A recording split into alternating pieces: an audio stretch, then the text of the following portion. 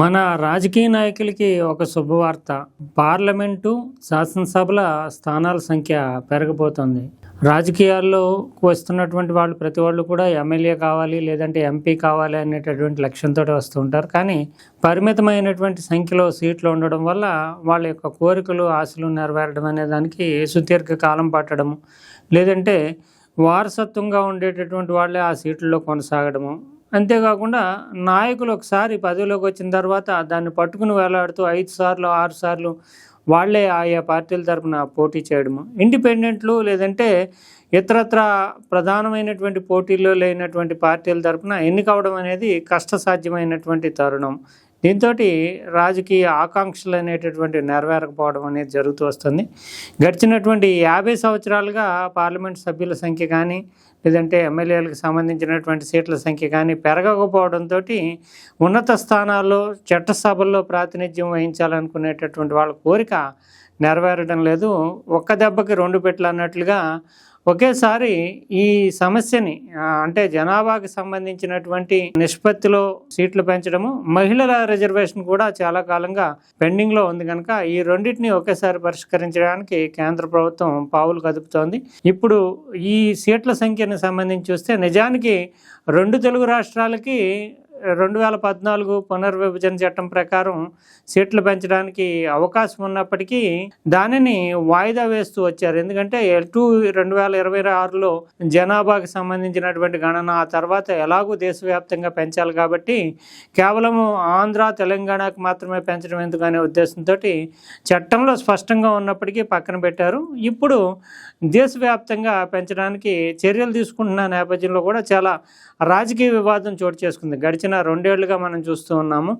రాజకీయ వివాదం ఏంటంటే జనాభా నిష్పత్తిని బట్టి సాధారణంగా సీట్ల సంఖ్య పెంచుతూ ఉంటారు. ఇప్పుడు సౌత్ అండ్ నార్త్, ఉత్తర భారతదేశం, దక్షిణ భారతదేశం అనే డివిజన్ కనిపిస్తుంది. ఉత్తర భారతదేశంలో జనాభా సంఖ్య గడిచిన 50 ఏళ్ళలో విపరీతంగా పెరిగితే, దక్షిణ భారతదేశంలో నియంత్రణ చర్యలు, తర్వాత విద్యాధిక వర్గాలు పెరగడం, దీంతో జనాభా సంఖ్య తగ్గింది. ఈ నేపథ్యంలో ఉత్తర భారతదేశానికి, దక్షిణ భారతదేశానికి ఉండేటటువంటి వ్యత్యాసాన్ని, తేడాన్ని గమనించకుండా జనాభాకు అనుగుణంగా సీట్ల సంఖ్య పెంచితే ఉత్తర భారతదేశంలో విపరీతంగా సీట్ల సంఖ్య పెరుగుతుంది, దక్షిణ భారతదేశంలో సీట్ల సంఖ్య తగ్గుతుంది. అందులోని ముఖ్యంగా అభివృద్ధిదాయకమైనటువంటి జనాభా నియంత్రణని పాటించినటువంటి దక్షిణ భారతదేశానికి అన్యాయం జరుగుతుంది. ఇప్పటికే నార్త్ ఇండియాలో సీట్ల సంఖ్య ఎక్కువ, దక్షిణ భారతదేశానికి సంబంధించినటువంటి సమానమైనటువంటి రాజకీయ వాటా దొరకట్లేదు అనేటటువంటి భావన ఉన్న నేపథ్యంలో ఈ డీలిమిటేషన్ అంటే సీట్లకు సంబంధించినటువంటి పునర్విభజన వల్ల మరింత అన్యాయం జరుగుతుందంటూ దక్షిణ భారతదేశానికి చెందినటువంటి పార్టీలు చాలా కాలంగా ఆందోళన చేస్తున్నాయి. ఈ సమస్యకి పరిష్కారంగా కూడా ఇప్పుడు సీట్ల నిష్పత్తిని నిర్ణయిస్తూ కేంద్ర ప్రభుత్వం ముందుకు వెళ్ళడానికి సిద్ధమైనట్లుగా వార్తలు వస్తున్నాయి. మన సీట్ల సంఖ్యకి సంబంధించి చూస్తే 30-35 కోట్ల జనాభా ఉండేటటువంటి నేపథ్యంలో, అంటే భారత స్వాతంత్రం వచ్చినటువంటి తొలి దశలో కేటాయించినటువంటి సీట్లను చూస్తే కనుక 489, అంటే అప్పట్లో మన జనాభా 35 కోట్లు జనాభా ఉన్నటువంటి నేపథ్యంలో 489 సీట్లతోటి 1952లో తొలిసారిగా సార్వత్రిక ఎన్నికలు జరిగాయి. తర్వాత 1957-58 ప్రాంతాల్లో మళ్ళీ అప్పట్లో తొలి దశలో అనుకున్నది ప్రతి 5 ఏళ్లకి 10 ఏళ్ళకి ఒకసారి పెంచాల్సి ఉంటుంది సీట్లని, జనాభాని బట్టి పెంచాలని అప్పట్లో అనుకున్నారు. కానీ ఆ తర్వాత 1962లో, అంటే 10 ఏళ్ల తర్వాత జరిగినటువంటి మళ్ళీ రెండోసారి 3వ పార్లమెంటరీ ఎన్నికల్లో చూస్తే కనుక 494 అంటే 489 నుంచి 94కి 5 సీట్లు మాత్రం పెంచారు.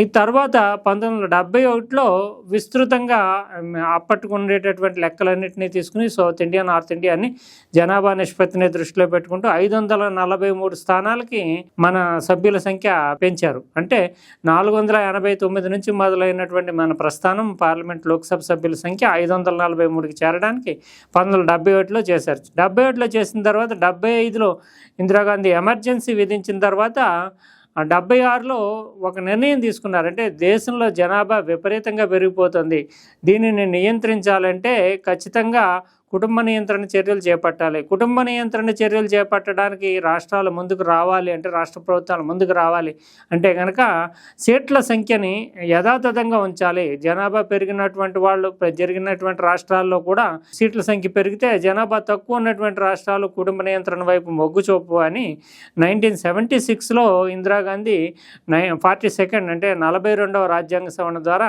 కుటుంబ నియంత్రణ పాటించే రాష్ట్రాలను ప్రోత్సహించాలనేటటువంటి ఉద్దేశంతో ఫ్రీజ్ చేశారు. అంటే ఇంక స్తంభింపజేశారు. సీట్ల సంఖ్యని పెంచకుండా 543కే ఉంచుతూ లోక్సభ సభ్యుల సంఖ్యని 25 ఏళ్ల పాటు ఫ్రీజ్ చేస్తూ 42వ రాజ్యాంగ సవరణ తీసుకొచ్చారు. దాంతో అప్పటి నుంచి కూడా దక్షిణ భారతదేశం, ఉత్తర భారతదేశం అని లేకుండా 71 తర్వాత ఏ సంఖ్య అయితే ఉందో అదే సంఖ్య కొనసాగుతూ వచ్చింది. అంటే 543 కొనసాగుతూ వచ్చింది. ఇది 25 ఏళ్ల ఫ్రీజ్ తర్వాత 2001లో మళ్ళీ వాజ్పేయి టైంలో ఇది చర్చకు వచ్చినప్పుడు మళ్ళీ జనాభాకు అనుగుణంగా పెంచాలన్నప్పుడు మళ్ళీ దక్షిణ భారతదేశంలో ఉండేటటువంటి పార్టీలు చాలా తీవ్రమైనటువంటి అభ్యంతరం వ్యక్తం చేశాయి. కేంద్ర ప్రభుత్వం ఇచ్చినటువంటి పిలుపు మేరకు పార్లమెంట్ సభ్యుల సంఖ్య కుదించడానికి, పెంచడానికి వీలు లేకుండా స్తంభింప చేయడంతో దక్షిణ భారతదేశ రాష్ట్రాలు కుటుంబ నియంత్రణ పాటించాయి. ఉత్తర భారతదేశంలో పాటించలేదు. జనాభా విపరీతంగా పెరిగింది, పేదరికం కూడా పెరిగింది. ఇప్పుడు మాకు అభివృద్ధిదాయకమైనటువంటి దక్షిణ భారత రాష్ట్రాలకు అన్యాయం చేస్తారా అనే ప్రశ్న తలెత్తడం, అది సంకీర్ణ ప్రభుత్వం అవడంతో వాజ్పేయి ప్రభుత్వము, ఎన్డీఏ ప్రభుత్వం మరో 25 ఏళ్ల పాటు ఫ్రీజ్ చేసింది. అంటే 2026 వరకు కూడా లోక్సభ సభ్యుల సంఖ్య అంటే పార్లమెంటరీ సభ్యుల సంఖ్య, ఎమ్మెల్యేల సంఖ్య పెంచకుండా ఫ్రీజ్ చేస్తూ చట్టం చేసుకురావడంతో ఇప్పుడు మళ్ళీ సవరించాల్సినటువంటి పరిస్థితి ఏర్పడింది. ఈ నేపథ్యంలో 2 ఏళ్ల నుంచి తీవ్రమైన చర్చ, రాజకీయ వివాదం 2001లో ఏదైతే వివాదం వచ్చిందో ఇప్పుడు కూడా అదే వివాదం 2 ఏళ్లుగా కొనసాగడము, దక్షిణ భారతదేశంలో పార్టీలన్నీ తీవ్రమైనటువంటి అభ్యంతరాలు. గతంలో అనుకున్నటువంటి తొలి పార్లమెంటరీ ఎన్నికలకు సంబంధించినటువంటి ఆ సందర్భంలో తీసుకున్న నిర్ణయం ప్రకారం జనాభా నిష్పత్తిని ప్రాతినిధ్యం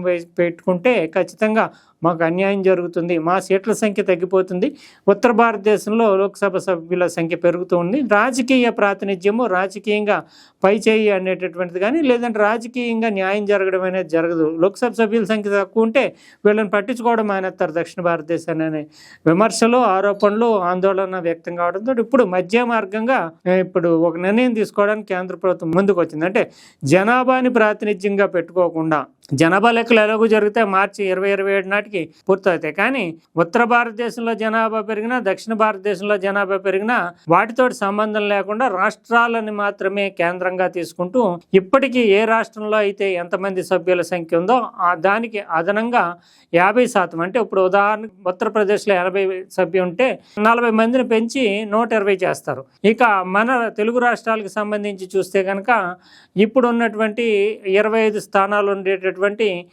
ఆంధ్రప్రదేశ్కి 38 స్థానాల వరకు, అంటే 37 నుంచి 38 స్థానాలు చేయడానికి ఆంధ్రప్రదేశ్కి 50% పెంచుతారు. తెలంగాణలో 17 స్థానాలు ఉన్నాయి కాబట్టి 25 నుంచి 26 స్థానాలు పెంచడానికి అంటే 50% పెంచుతారు. ఇక అలాగే చూస్తే కనుక శాసనసభలో సభ్యుల సంఖ్య కూడా 175 ఉండేటటువంటి ఆంధ్రప్రదేశ్కి 263 వరకు ఎమ్మెల్యేల సంఖ్య పెరుగుతుంది. ఇక 119 ఉన్నటువంటి ఇక్కడ చూస్తే కనుక 163 వరకు ఈ తెలంగాణలో ఎమ్మెల్యేల సంఖ్య పెరగడానికి అవకాశం ఉంది. ఇది నిజానికి 2014 విభజన చట్టం తర్వాతే అమల్లోకి రావాల్సింది, కానీ ఏకదాటిగా ఒకేసారి చేసేటటువంటి క్రమంలో అలాగే 4120 దాకా ఉన్నటువంటి ఎమ్మెల్యేలు, దేశవ్యాప్తంగా శాసనసభలో ఉన్నటువంటి సభ్యుల సంఖ్య కూడా 6120 వరకు చేరుకుంటుంది. అంటే అక్కడ కూడా 50% ఎమ్మెల్యేల సంఖ్యను కూడా పెంచుతూ పార్లమెంట్ చట్టం చేస్తుంది.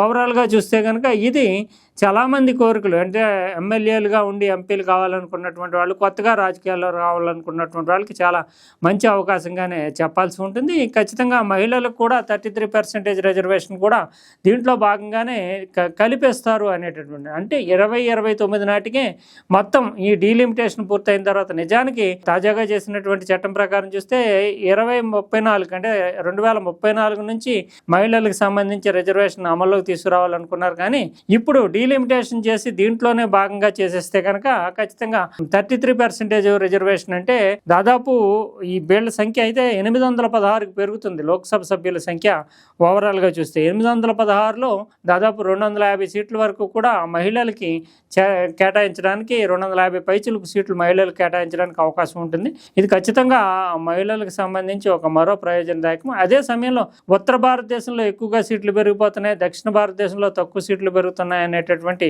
విమర్శ లేదంటే ఆందోళన రాకుండా రాష్ట్రాల వారీగా ఇప్పుడున్నటువంటి దాన్ని ప్రాతిపదికగా తీసుకుంటూ ప్రతి రాష్ట్రానికి ఇప్పుడున్నటువంటి సభ్యుల సంఖ్యకి 50% పెంచడం అనేది ఒక నియమంగా పెట్టుకున్నారు. ఇది ఖచ్చితంగా రాజకీయ ఆందోళనకి తావు లేకుండానే సమస్యను పరిష్కరించుకున్నట్లుగా అవుతుంది. అదే సమయంలో సైట్ల సంఖ్య నిజానికి 1947 అంటే మన భారతదేశానికి స్వాతంత్రం వచ్చినప్పుడు 35 కోట్ల జనాభా ఉంటే ఇప్పుడు 145 కోట్ల జనాభా పెరిగింది. అంటే దాదాపు జనాభా 4 రెట్లు పెరిగింది. కానీ 489 ఉన్నటువంటి సీట్ల సంఖ్య 543కే ఆగిపోయింది. అంటే 543 అంటే కేవలం 50-60 సీట్లు మాత్రమే పెరిగాయి. కానీ జనాభా సంఖ్యని దృష్టిలో పెట్టుకుని చూస్తే కనుక 4 రెట్లు పెరిగింది. అంటే ప్రతి లోక్సభ సభ్యుడు కూడా అప్పట్లో ఉండేటటువంటి పరిస్థితుల్లో 10 లక్షల లోపు 5 లక్షల లోపు జనాభాకు ప్రాతినిధ్యం వహించిన వాళ్ళు ఇప్పుడు 20 లక్షలు 25 లక్షలు 30 లక్షల జనాభా ఉంటున్నటువంటి వాతావరణం కనిపిస్తుంది.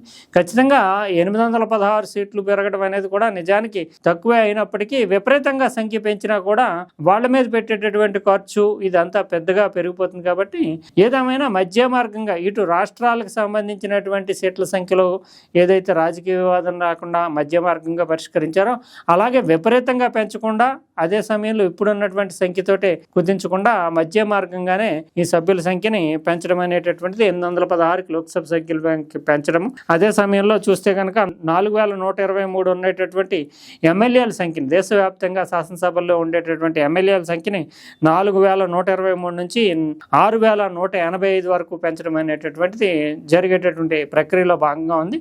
ఇది రాజకీయ ప్రయోజనాలను కూడా దృష్టిలో పెట్టుకుని 2028 ఎండింగ్ నాటికి 2029 నాటికి జమిలీ ఎన్నికలకు వెళ్ళడానికి ఓవరాల్గా డీలిమిటేషన్ జరిగిన తర్వాత ఈ చట్టం అనేటటువంటిది అమల్లోకి రావడము ఒకేసారిగా దేశవ్యాప్తంగా ఎన్నికలకు వెళ్ళడానికి ముహూర్తం ఖరారు చేసుకోవడానికి చాలా వేగంగానే కేంద్ర ప్రభుత్వం పావులు కదుపుతోంది అనేటటువంటి అంచనాలు వెలువడుతున్నాయి.